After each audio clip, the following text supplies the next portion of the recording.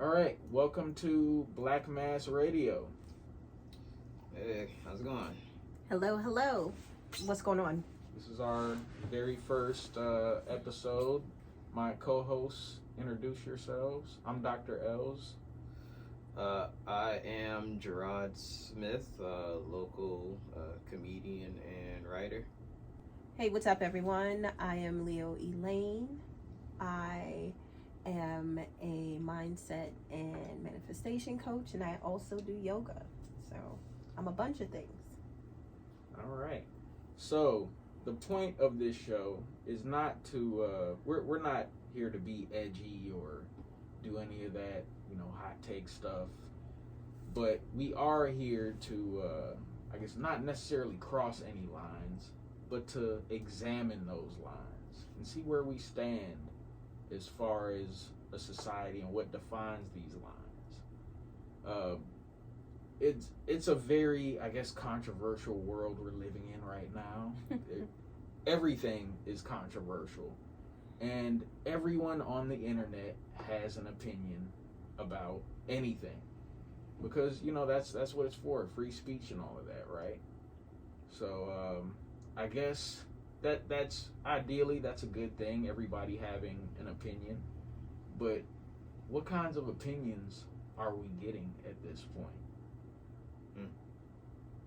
Like, do you guys feel like we're getting a lot of like quality opinions on topics?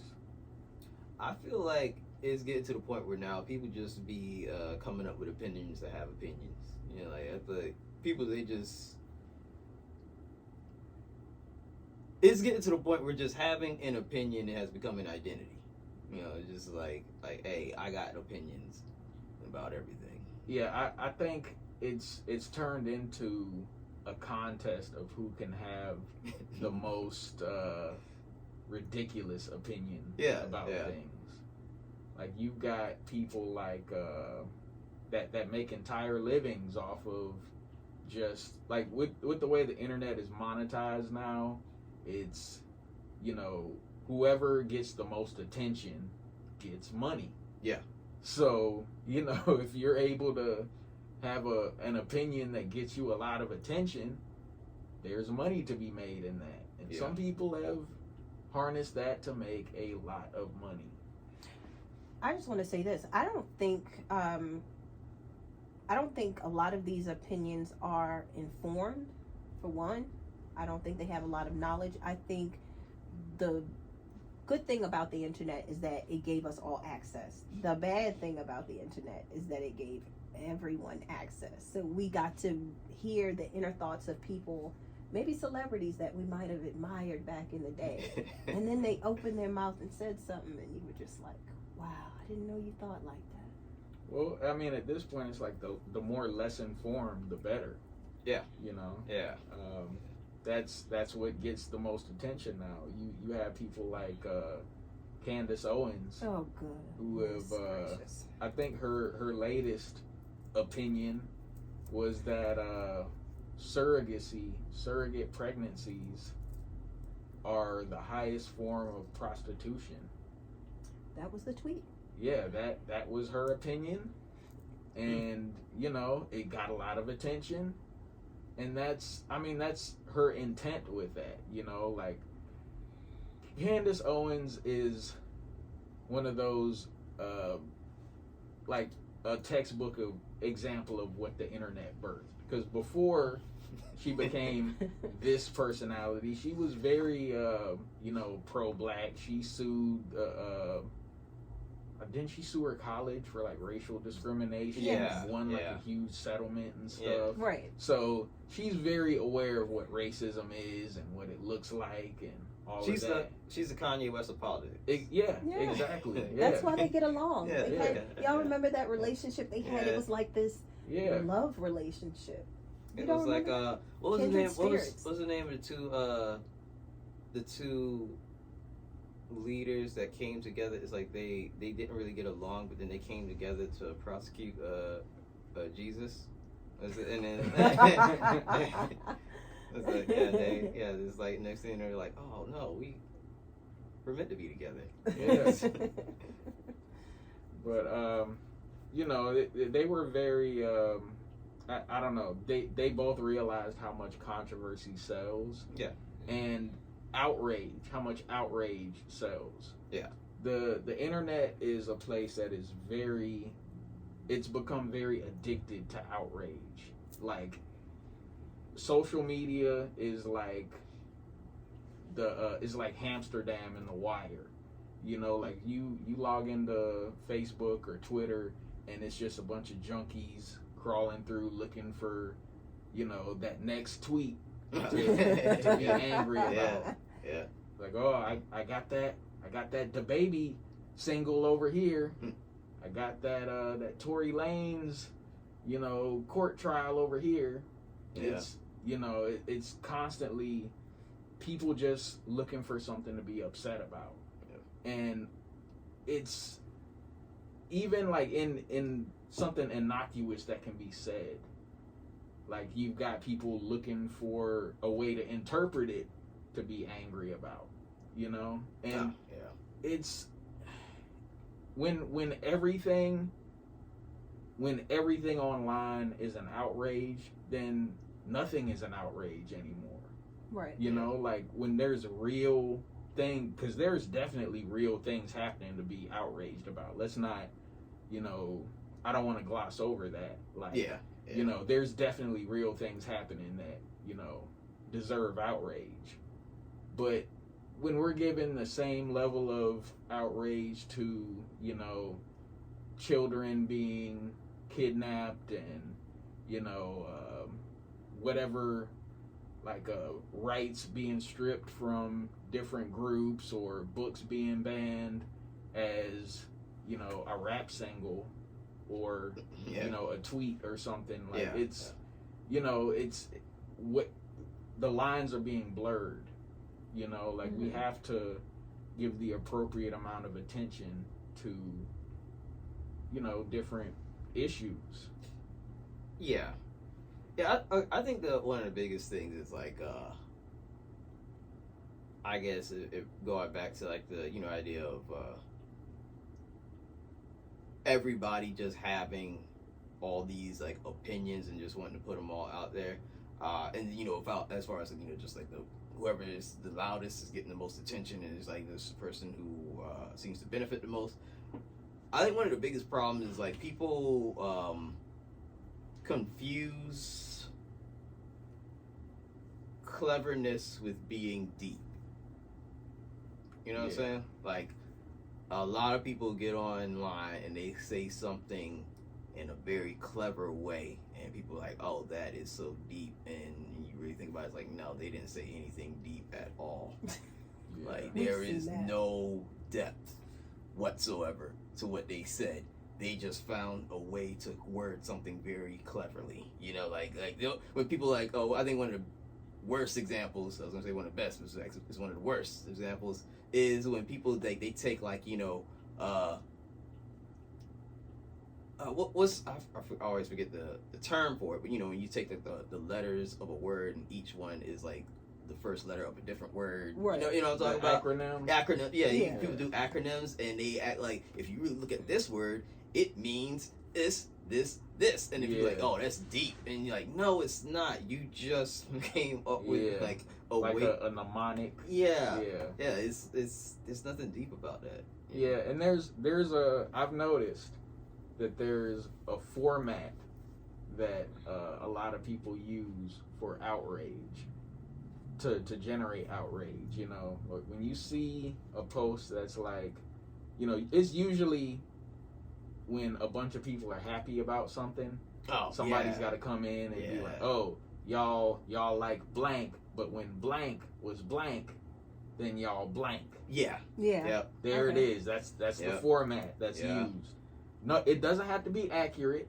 It doesn't have to be real or true, but people are automatically like ashamed, like, oh, well, you know, I have to fit in too with this, you know, like you can't call it out for being like untrue or anything. They're always as purposefully vague as possible. When they do it, they make it as they say it in a way where you can't really prove them wrong. Yeah, or else you risk looking like a jerk. Yeah. It's like, oh, you want to see this new? You're excited about the Barbie movie. You must. It's like you must love exploiting women or something. It's like, does it have to be one of those two extremes? Yes, it does. And I mean, yeah, I mean, clearly the line has been drawn. Right, yeah. So, okay, so like I know one thing I saw recently, right? Have y'all seen that post about in I guess one of the recent comic books they did, like the Ninja Turtles? There's like a scene where the Ninja Turtles are like they're using holograms to fit in with people. Oh yeah, they were all black. And they were all black, yeah. Right? Oh, and really? Yeah. And it's What? like I can see it. That makes sense to me. Yeah. And I was like, and of course, like a lot of the long time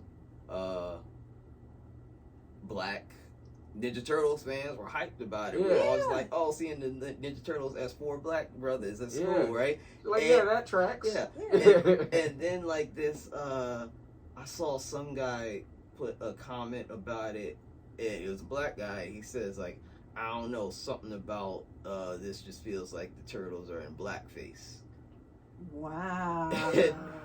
He's like, wow. And then you had to think like, whoa, is that true? Like, why did Why you make did you me have to think do about that? this? and I was saying, I was just like, man, like, why can we not just enjoy having some black Ninja Turtles? Like, why do you have to come in there with that and be like, oh, it's blackface? Because it's like, you can't really argue it in like any type of intellectual way to be like, oh, this is really why it isn't. But at the same time, you're like, but this is not a serious issue. Yeah, it's for really us to be worried about. We're talking about some turtles that touched some radioactive ooze and then grew up to be able to walk and talk like people, and then they learn ninjutsu from their rat master, who's also kind of like their surrogate father, and they fight a clan of ninjas, and then they deal with aliens and go into outer space and do all this other crazy stuff. And we're really bringing racial politics into this. And blackface is an issue we got to worry about. Yes, is Ninja Turtles comics? Is this what we're here to talk about? An aside fact about Ninja Turtles, fun fact, that was actually Ninja Turtles were started as a spoof of Daredevil. Yeah, the Daredevil comics in Marvel. Mm-hmm. So like the ooze that I guess blinded Daredevil when the truck crashed and whatever when he was a kid, that ooze went into the sewers. Okay. And created the turtles. So also, you know how Daredevil fights the ninjas that are the hand. That's why the turtles fight the foot. And that's why Splinter is named Splinter, because Daredevil's trainer was Stick. Yeah. Oh, well, look at that. Yeah, learn something new every day. Yeah, we like to drop little nerd gems every now and then too. Just leave a trail everywhere we go. Yeah. So you can find us. It's like, oh, there's a little trail of nerd gems they dropping. It's like little rat pellets is how you find it. But I mean, there's another good thing about the internet is you can be whoever you want to be online. You can. It doesn't have to be like your actual life. Whoever you're posting saying you are on there, that's who you are to people. Doesn't matter what's going on in your actual life. We're all playing one very long-term D&D game. Yeah. Social media is also like the biggest MMO on earth. Yeah. The most successful one. Yeah. Worth billions, and it's free. But textbook example also, Derrick Jaxn. The biggest example, Derrick Jaxn. I mean, this was amazing to watch and witness in person. I mean, when how long has he been doing this? Like 10 years it's been almost. About, he has been cooking for a while. Like, I remember seeing him, seeing all his videos with his tight shirts in his car, just talking about, you know, what women really deserve and how they should be treated, and, you know, how you can't just let these men just run over you, and, you know, you have to demand respect and not allow yourself to just be used by a man, because that's what most of these men just want, is to use you. And I remember watching these videos like, okay, there's a difference between, you know, giving a woman advice, and then he was just going way too, it came across as like, you know, inviting the turkey over for Thanksgiving. Is You it? know? Like, it's like he's doing way too much. Yeah. And this is like, why is it? A lot of this stuff just seemed kind of off to me. Mm-hmm. But that's just, you know, like the man spider sense going off. Yeah. You know, when I bring it up, the women will be like, "Oh, why are you hating? You just mad because he's talking about you?" And I was like, you know what? I'm not the intended audience. Yeah. I'm just gonna, you know, I'm gonna leave this alone. Yeah, like I remember years ago, it was me and a couple comedians were talking, and there's like one of the women, she was, somehow we got on the topic of male feminists, and Yeah. a bunch of us agreed that, we said guys that call themselves male feminists are a lot of times some of the creepiest guys you'll ever meet. Yeah. And she really took it as, she's like, why are y'all so against male feminism, or men being feminists, or being called a men being feminists? And I was trying to explain, like, I have no problem with being called a male feminist, but I don't walk around calling myself a male feminist. Yeah. The guys that do walk around trying to really show you how much of a feminist they are, It's usually a wild ulterior motive for them. or they are, they it's like a white person walking around talking about how not racist they are. Yeah, like, just constantly. yeah. Or how much of an ally. Yeah. And you're like, Yeah, it should, like, logically raise a lot of red flags. Yeah. But on the other end of that conversation, you know, you got to look at why he made a lot of women feel that way, or want, because, you know, a lot of women, I guess, didn't feel heard on that end, and it kind of, you know, you can see how, you know, with a lot of the stuff that women go through regularly, how that would look to them like, oh, you know, like this guy actually gets it, he hears us, whatever. And that's kind of what makes it that much more evil, I guess. Or it makes him even more just like sadistic, because like he knew exactly how they were gonna take it and all of that, and just, you know, went to the left with it. Like he hid, basically he ended up hiding the fact that he was married the entire time. I think it was like probably about 3-4 years ago it came out. yeah, that, was it 3 or 4 years ago? It was, I think it was. It was about, I don't know. Wait, with the affair? No, well, no, it was that for he marriage. was even married. Oh, yeah, he's married. Oh, okay, yeah. The fact that he was even married. Okay. That came Yeah. out like, maybe 4 years ago? Mhm. Time is weird in the internet, man. Yeah. 'Cause Everything- COVID was over every- 3 years ago. Yeah. Well, it's 2023 now. Like, it's... I relate everything in relation to COVID. Yeah. Ah. Yeah, it's me like, too. It's like pre and Pre- post COVID. PC. Yeah. and- Yeah. I think, was it pre-COVID that he came out? He was married? yeah, I think it Yeah, was, that- because we that were was all pre-COVID. at home just... Like, Yeah. oh, look, he didn't even want people to know he was married. But- And he kind of slid through that, was able to make that slide. It was like, well, it's not like he's out here cheating and disrespecting her anyway. And then... Yep, just, of course, they spoke too soon with that. And he gave the inevitable video after he got exposed. And I guess it looked like, it was almost like very Taliban-y. That, what? It's like, you remember like the Taliban Oh, hostage the hostage videos? video. It was Yeah. like, Yeah. this is my wife. And she was Yeah. just like... and she was sitting there in her like beat up shirt and her bonnet, Mm-hmm. and he's like gripping her, Yeah. while explaining that, you know, how sorry he was for disrespecting his family or whatever. Right. But then I don't know, I guess like, what was it, like last year? Mm-hmm.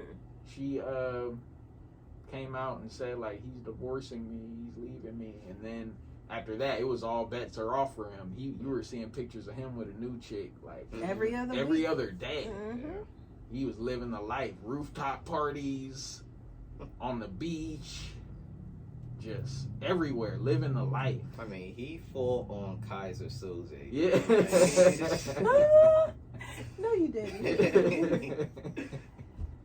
Like, he dropped all the hints the Yep. entire time. Like, Yep. like, we should have seen this coming. Yeah. We should have. And it was just right under our noses. And yeah, she just came out and did a few interviews, the ex-wife now, and she was talking about I guess everything like this. He did a number on this woman. Like when all the cheating stuff was first exposed, she was online just putting biblical curses on everyone who had anything ill to say about their marriage.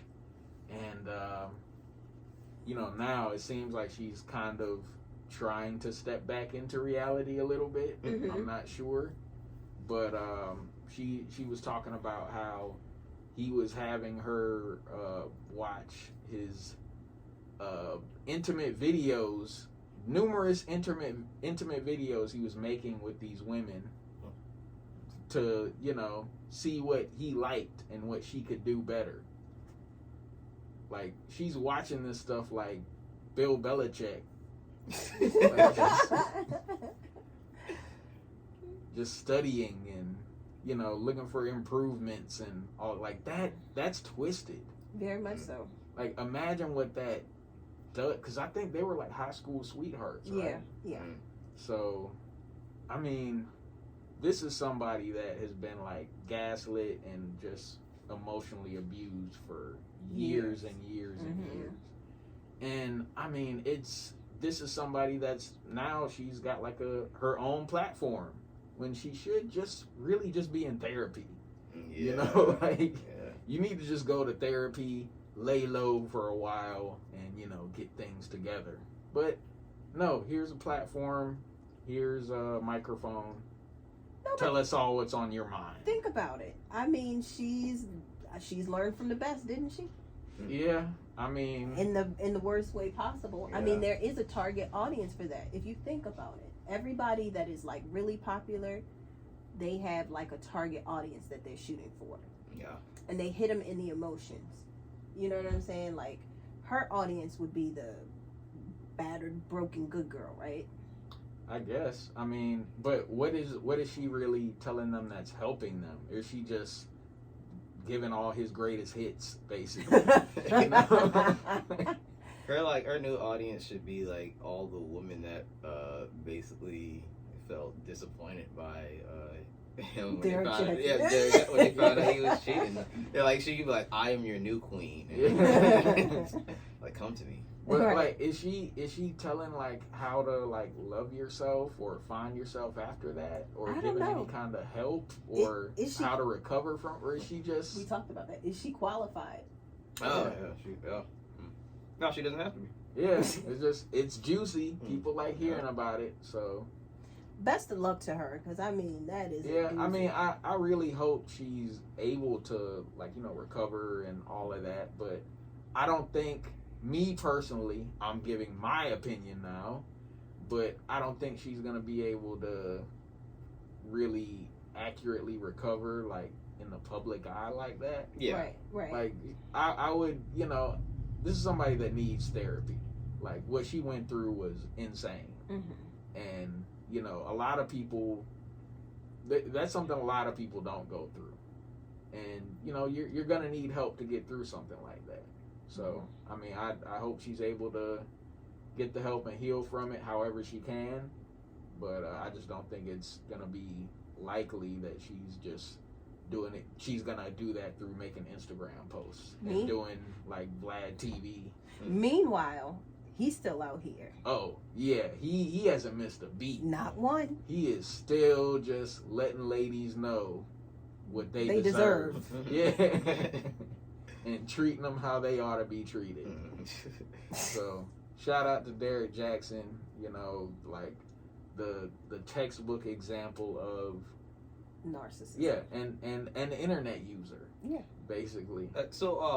Y'all know like what a heel turn is, right? In wrestling, yeah, they call it like like somebody like they're baby face, and then at some point they decide to stop being baby face, they turn, they become like the villain, and they turn heel turn. So some people talk about what the greatest heel turns of all time were. They say The Rock, because him going heel basically made him the big star that he was, because first people hated him. And some people say the greatest heel turn might have been like when Hulk Hogan joined the NWO, because he was the biggest babyface of all time. Then he went heel, and he just completely turned the wrestling world on its head. right. And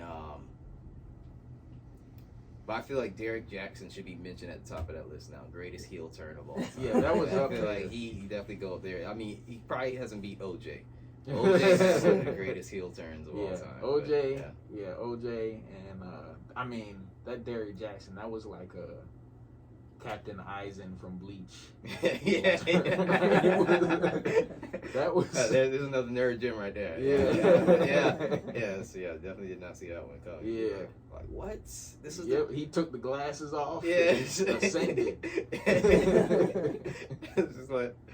just left like all the women, like he was the villain the entire time. The whole time. The whole time. But yeah, we're gonna go to a break real quick, and we will be right back. All right, we are back from our break, and we were discussing the biggest heel turns in history. Like, can you guys think of any more big heel turns? Well, I said the biggest one for me was Donald Trump.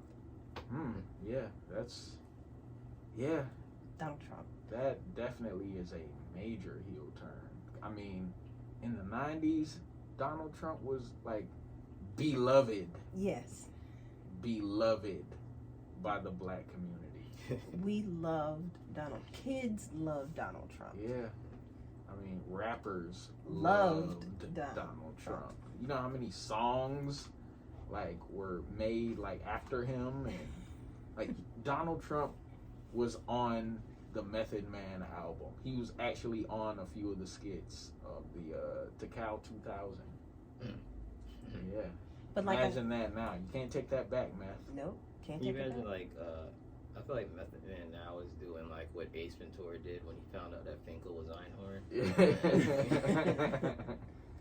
It's like in the shower crying. Yeah. Throw it up in a ball. Yeah. Burning all of his DAT tapes. But you know what? The funny thing is, like I said before, he left breadcrumbs. Because of the Central Park 5, we all forget about that. Yeah. We There were didn't think about hints. that. There were hints. We just didn't think about it because we didn't have social media like we do now. Yeah. That keeps a record, a timestamp. Remember what you did 10 years ago? Right here. Remember this tweet? Yeah. I So, mean, it can be useful at the same time. It Like, keeps is. receipts. Yeah, they do. Now, I guess that brings up another interesting conversation. Like, do you guys think that it's possible for people to change and grow? Like, on one hand, I see the value in bringing up like what somebody said previously, but on the other hand, it does kind of take away like people's opportunity for growth. Yeah. What do you think? I see like the positive and negative to it, because like, there have been times I've seen it used in a good way where it's just, some people try to pretend like they've been a certain way, all the time, and you gotta kind of remind them like, nah, you weren't always this, or but also, don't forget where you came from. Yeah, but then at the same time, it's also it's like the whole being in an argument with your girlfriend or wife or whatever, and he's like, like remember when you did this? Like, why you keep bringing up old stuff, right? Yeah. Like, I thought we were past this. Yeah. After a while, it's kind of like sometimes it seems like there are times when people their past is brought up just to spite them, and even though it's like anybody who pays attention, has been paying attention, knows that that's not who they are anymore. Even though that's something from their past, they're not that person anymore. But some people live with the idea that nobody ever changes, and that you're the same person who you were is who you're always going to be, and there's nothing that's going to change their mind about that. So if you said that back then that's who you are to them. Yeah, and it's like I'll sit here and say, we need to give people the opportunity for growth and change, and not hold 10-year-old tweets or something they said like in a moment of ignorance. I feel like everybody is entitled to like a moment of ignorance or whatever, as long as they're able to admit growth. But then that brings up another end of the conversation, like, what if Derrick Jaxn came out tomorrow and was like, hey, I'm sorry for everything I did. I'm a changed man now. And ladies, if you have a man that treats you the way that I was treating my ex-wife, you need to leave him because he doesn't respect you and all this stuff. Would I believe that? Because it's really like the same thing that he's kind of been doing. So it's like, where do you really? I don't know. I guess everything can't necessarily be black and white. You have to kind of accept that you're taking a risk with anything. Believe in people or whatever. So my opinion on this is, I guess I'm one of those rigid people. If they show you who they are, you believe it. Let's take, for instance, Chris Brown. Yeah. We have tried to forgive Chris Brown so many times. And then in the other aspect of things, we really haven't forgiven him. Yeah. But then he's also proven over and over again that he is still that same person. Yeah. But then there are people like Robert Downey Jr., right? Yeah. Robert Downey Jr. was a complete train wreck. He was. Yeah. If there was a textbook definition of a train wreck, it would be him. But he also took the steps to clean himself up, and then he became one of the biggest superheroes. Yeah. In the Marvel franchise. If I were to explain to my kids like what Robert Downey Jr. used to do, like they wouldn't understand that. Yeah. So not Iron Man. Not Iron Man. So I wonder if we don't give black people enough grace to make mistakes and be forgiven, or is this, you think it's a black thing, or do you think it's just? Yeah, I mean it's. I think it's part of that, and it's part of our trauma of seeing people pretend to be healed and then turn right around and do the same thing. Right. Yeah. Like I'll bring up the Jonathan Majors incident. Ooh. Like let's go into that. Like, I don't know whether he's guilty or not. I'm not a judge. I'm not in any kind of authority to make any assumptions about what may or may not have happened. So that's not what I'm gonna do. What I will say is, this situation that he's in, well, I gotta say that was one of the wildest months for any human being to have. Absolutely. That was 1 month that he had 2 #1 movies, and then on that cover of Ebony and Essence, right? Yeah, and then lost everything. Yeah. All in 1 month. Yeah. That is historic. Yeah. That is a historic downfall. Yeah. But let's talk about Ezra Miller. Yeah. Right? Yeah. Yeah, that's crazy. Yeah, because it was like Ezra Miller and I mean, he was felony after felony. yeah, and Repeated. Like breaking in houses, punching women in the face, kidnapping babies, hiding on ranches with stockpiles of weapons. They were out of control. all right, what they need to do is they just like take him out of the role of Flash and have him be Reverse Flash, because he's exhibiting all the behaviors of Reverse Flash. Do y'all know the history of Reverse Flash in comic books? Yeah. Reverse Flash is a absolutely monster to the Flash. Like, he has done the most horrific things to that, just to torture that man. Like, let Ezra Miller be Reverse Flash. And to destroy the Flash's reputation. Exactly. Like everything possible. Is this happening? This is the most meta. Yeah. DC, they were thinking about this way ahead of time. Yeah. They're like, we're going to be miles ahead of Marvel. We're going to blend reality. Yeah. This is very Black Mirror. Yes. What they're doing. And Ezra Miller now refers to themselves as they, right? Yeah. Yeah. Okay. Yeah. They. Yeah. All right. Yeah. So they are, and now when I say they, I'm referring to Warner Brothers. They decided to fix this problem with the Flash by throwing Batman all over the movie. Yes. Not just one Batman. Like every Batman they could think of. There's Batmans all over it. Yes. You know. Did you see the preview for that? I only saw the one with Michael Keaton. They got Ben Affleck in there Affleck too. is back. Like, okay. They're Batman and everything in there. Okay. Like they really trying to get butts in seats on this. So you know, that's how DC fixes their problems. You know, just throw some Batman on it. That has been their formula for years. It's like Robitussin, you know. The comic sales looking kind of bad. Like, rub some Batman. Yeah, put some Batman on it. Yeah, there was one time actually I was walking through like the aisles of like one of the comic book stores, and I remember I just actually looked at all the DC comics. I'm like, I'm gonna count how many of these have Batman or a Batman related character on the cover, and it was like over half of them. Yeah. See? I mean, how many different Batmans they have going just right now at the moment? You got Michael Keaton. You got Ben Affleck. You got Robert Pattinson. Yes. They got a whole new one coming that they haven't even cast yet. That's coming like next year. You forgot the most famous one. I'm talking about like right now, like in theaters. Oh, okay. Wait, who's the one before Robert Pattinson? You all liked him. I wasn't crazy about him.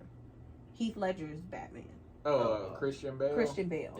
Yeah. I mean that one's over now. It was all right. I mean, I think the movies. Yeah, it's the movies overall were great.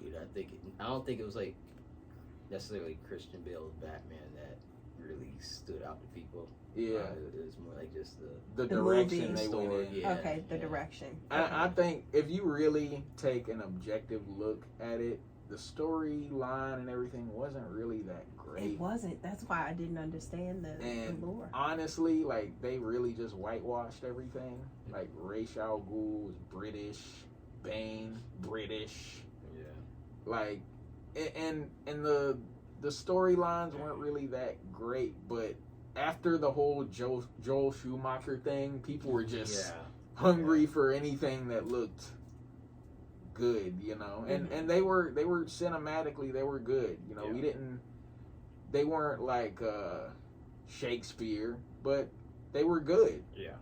They did what they were supposed to do. And I'm not gonna sit and hate like, oh, they were trash, they're overrated. I'm not like that. They were good, but I think the surrounding controversies made people, I guess lionize them more than they should be. Like they're looked at as being like infallible, Okay. You know, like it's like no, there was a lot of major plot holes in them, but I mean they don't. It's a comic book movie. It doesn't have to be like whatever. Random thought. Okay, so who do you think was the best Joker? And this is a double question. Do you think that last Joker with Joaquin Phoenix played into January 6th? Who? Here's my opinion on I guess I know we were talking about how the internet has I guess changed society. Mm-hmm. I think movies and art also play a factor into that. When you talk about like the Zack Snyder films and like what he did with Superman, I think that had a very and like what the direction DC went in general. You know, Superman as I'll use him as a primary example. Superman was always supposed to be like an icon for hope and like an ideal of what like the Superman, I guess. Like he had the power to do whatever he wanted, but he chose to be the ideal and always do the right thing, right? Right. So that's what made him actually, that's like his defining character trait. Yeah. You know? And taking that and making him just like this brooding, kind of gritty, whatever person that's just unsure and, you know, trying to figure things out, killing people and, you know, turning into a dictator and all of that. Making that be like the I guess representation of him on film really kind of did something to, I guess, a lot of the psyche of people, you know, because what figure do we have out there now that's supposed to be inspiring people? Like whether we accept it or not, a lot of these figures that we look at in like movies and film or whatever, they're meant to be inspirations to people. Like if you're the protagonist, you're supposed to be like somebody that people aspire to be. That's why people like a certain, because they want to be like them. Yeah. So when you put like a character that's presented as a superhero and he's just, you know, brooding and whatever, like that's the type of mentality you're going to inspire in people. Brooding and resentful. Yeah. You know? And the more movies they made like that, the more society turned to being brooding and resentful. And when you got like the Joker movie, he was like resentful and he was just, you know, everybody's against me and they all turn me into this because nobody understands me. And that's the mentality that's being fostered over and over. Nobody's really been trying to make anything inspirational. Nobody wants to make anything inspirational now because it's like the people crave things to be just gritty and you know, like this is real. This is like, no, it's not real. You're making it real. Yeah. Like, cause you especially when you look at like TV, it's like it feels like for the past I don't know, I guess it really since The Sopranos, I guess, kind of kicked it off. It's a lot of it's all about the anti-hero. The anti-hero, Yes. Yeah. We had a discussion about anti-heroes also with I guess I don't know, anti-heroes are like the super they're like the bisexuals of the of I guess protagonists. Yeah. Like I would love for you to throw heroes that and clip villains. in. Yeah. That was funny. A little bit of hero and villain. So who were you? Who's your favorite Joker? I don't know. It's between Heath Ledger and Joaquin Phoenix. I guess I'd probably lean towards Heath Ledger. Okay. My favorite, hands down, Jack Nicholson. I know yours, Jack Nicholson. Yeah. I will stand by this. Batman 89 is the greatest movie ever made. Yeah. The greatest movie ever made. That's and if you look at even in the Dark Knight, they took a lot of beats from that original Batman movie, like straight out. Yeah. Like with the Joker, like when he kind of introduces himself to the mob and kills one of them. Like a gritty fashion. Yep. Yeah. Like that's a lot of those beats were the same as in the original one. A lot of people will look at that like, oh, it was very cartoonish or whatever. Like, no, it was very dark. Yeah. It was Yeah. it was Yeah. very and so it was a Tim Burton movie. Yeah. Yeah. So I think I do appreciate Heath Ledger's Joker though. I liked what they did with it. He was a very compelling character. But I like Jack Nicholson's a lot more. And Heath Ledger definitely did his thing with that role though. Now, one Joker portrayal that I honestly, actually, you know what? No, I'm gonna take that back. It's not Heath Ledger. It's Mark Hamill. Is my favorite Joker. Yeah. That's my Mark favorite Hamill. Joker. Yeah, definitely. I guess live action. Heath Ledger, Okay. Overall.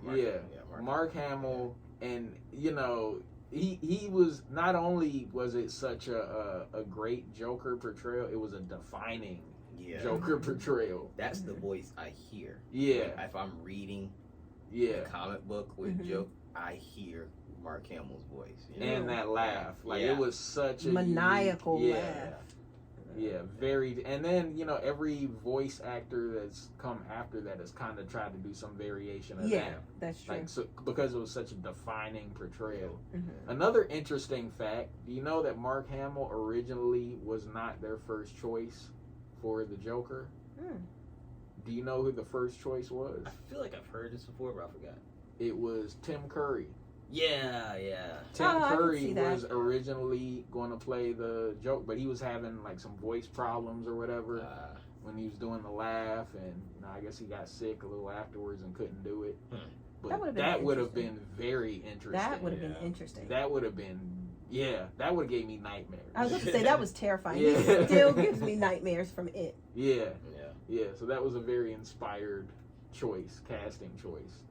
But back to what I was saying about how people let entertainment define their reality.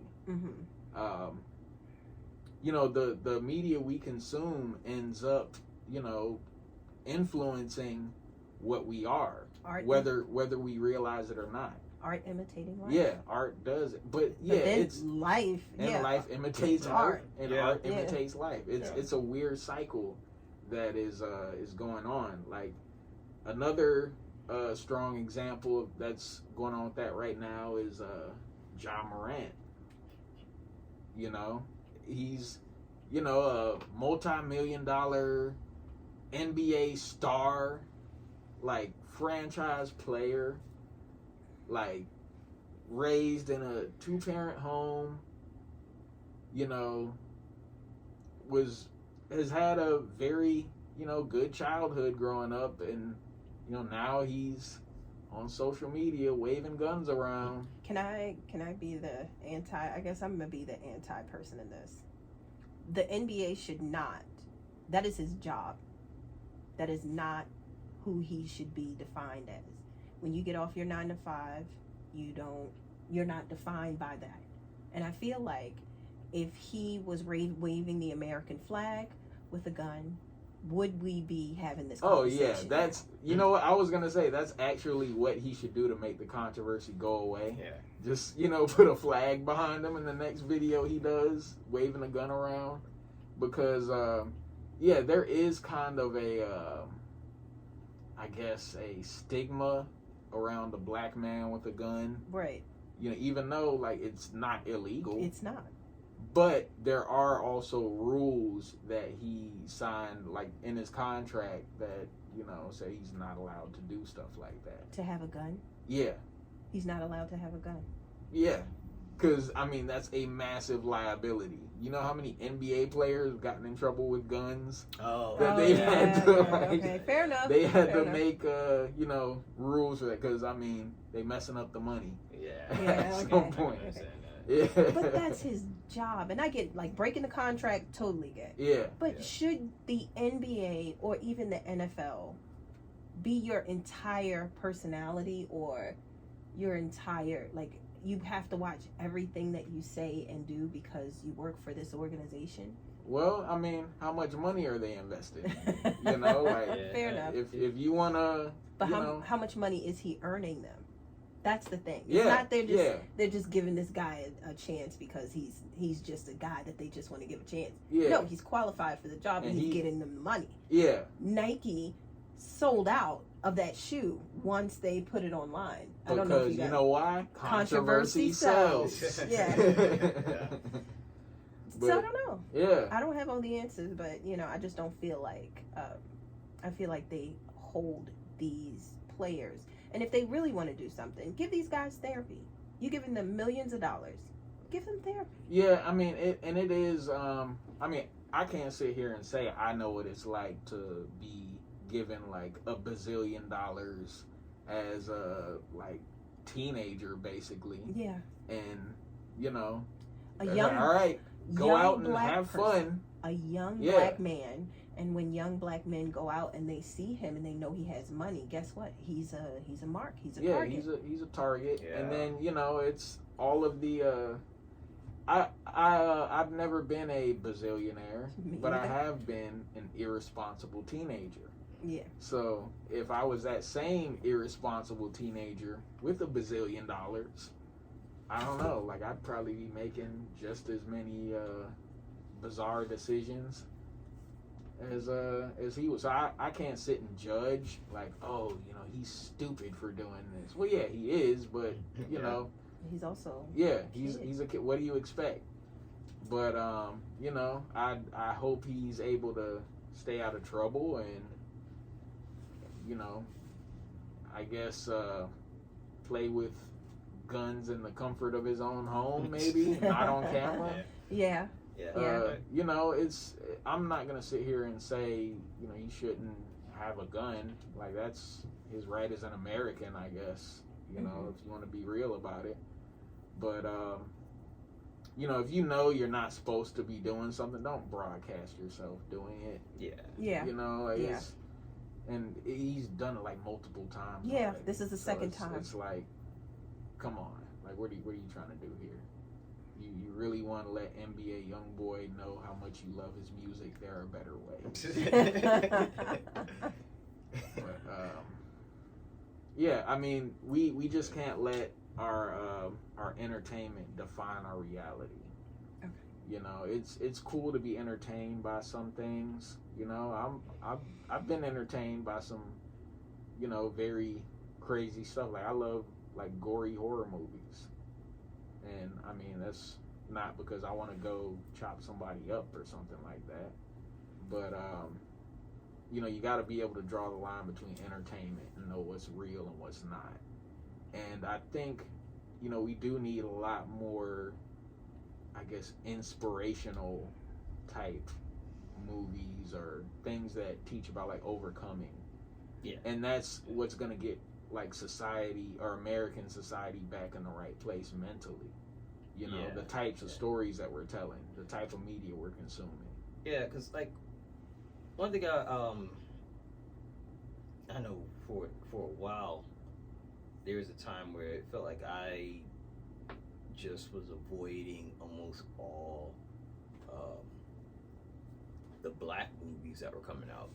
Not because I didn't want to support black people making movies, but there was a time where it felt like after a while it started just getting depressing because it felt like everything that was coming out was like about black suffering and trauma. Yeah, and after a while I was like, can we have some movies where we just overcome and like just show us being successful and happy and succeeding in life and not in trauma? Yeah, it would be nice. Yeah, it's like I just want some more feel good black movies. Give me like a black family film about like I don't know, like a black family get together or a cookout or something. Give me something. Like I don't want it all to be this. Right. Because our lives aren't all that. Yeah. You know what I mean? Like all this suffering, pain, and trauma. And sometimes we just want a good, feel good movie. And I don't remember the last time I've seen one. Yeah. Yeah. And I feel like, in a way, I feel like a lot of like that, going back to the, our art influencing our lives, I feel like that was starting to, and it has been creating this almost like defeatist attitude. A lot of black people, Definitely. a lot of black people is like, why even try? Because it's like they keep just constantly reminded of all the times that black people have been like stopped from accomplishing anything or have been stepped on, and it's like they kind of get this idea of like, well, what they always say is like, they're never going to let us do such and such. Exactly. Because I'm like, one of the stories my granddad always used to tell me is about how he when he was younger and he just started finally making money from like he went into business for himself, basically building houses. Mm-hmm. First of all, he was coming at a time when the black people were just given like a hammer and nails, and they didn't read the blueprints or anything like that. But he learned how to do all that on his own, to the point where his employers had to look at him and say, okay, look, normally we don't have a black guy do these jobs, but he can do all these jobs. So then they started letting him do all these things. Eventually he learned how to do it, went into business for himself, and then he got to a point where he decided he wanted to buy a brand new car.